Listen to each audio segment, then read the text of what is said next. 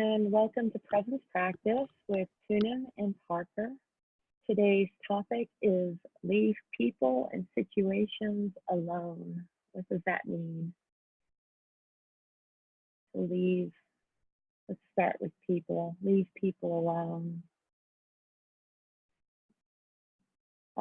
I have a story, so I'll share it with you. I have many stories. I'll start with one that's fresh, very fresh. I was doing some new work with a woman, and when I showed up, the gate wouldn't open, and she was very reactive, and I just went in and did my work. And then she came out and said, more intensity. And then the next day she comes and she shows me her black and blue arms and said she had just had surgery and was having a hard time. So you might be thinking, well, let her have a hard time. But this goes for every circumstance, really. So today, I see her again today, and she said 2 or 3 times with really beautiful eyes, Parker. What a nice thing to say. Look, in this form, I have these eyeballs, and she keeps saying that. And so today she said, do you meditate? And I said, why, yes, I do some meditation, some body work. And she said she can see it in my eyes. And I think you can see a calmness or non-reactivity, I think, is what people that are in a reactive place respond to, is non-reactivity. And you're not reacting because that's their mess, not mine. We're not reacting because leave people alone. I don't, in 1 hour, she may be just fine. It's not my business if she's in a good mood or not in a good mood, or what she's thinking or projecting, or it's not my business.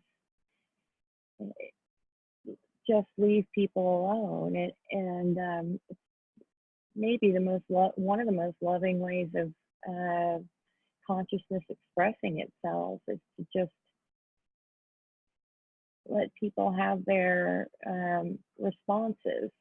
Let's say a situation comes up and it's a challenging situation. It might also involve people, and they'll have some really seductive story about their fairness, wrongness, or whether they're the better or less than what we think our perception of ourselves is. It's a tiring. It's a tiring story, and it can be very, but what about this particular situation is extra special, or it just leads to lots of story making, which puts reactivity in our body. If we're taking something personally, what is really being diminished when someone's telling us incorrectly that we're wrong, or even correctly that we may be wrong about something? It's nothing but the ego that's diminished. It's not anything to do with who we are.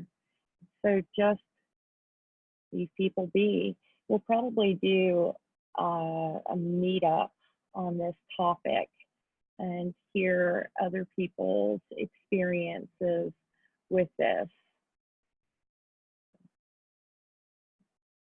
Poonam, do you have anything you'd like to add to leave people alone?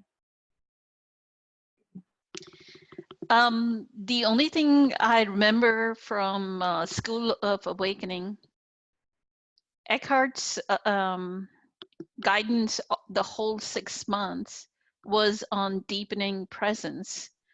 And what he says is, the deeper our presence is, we can pull the other person out of their unconsciousness. So if you were, that's such a beautiful life situation. So your presence can, because you were rooted in your beingness, it potentially could have pulled her and grounded her. Does that make sense? Yes, That's the but incentive, yeah, to be in presence when we are experiencing anything. That's what he says. yes. I want just because it's sort of like here's the path and it's so we're just trying to get on the bike and we can fall off the edge. And one thing is I think these things can happen is and to not get caught in that story too.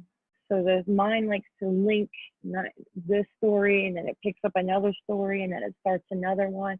And we don't want to start a story about what it is that we're doing because now our impulse changes, right? It's just being without any expectation that they're going to be in a better mood, that it's going to be an easier time, that that the situation it can change.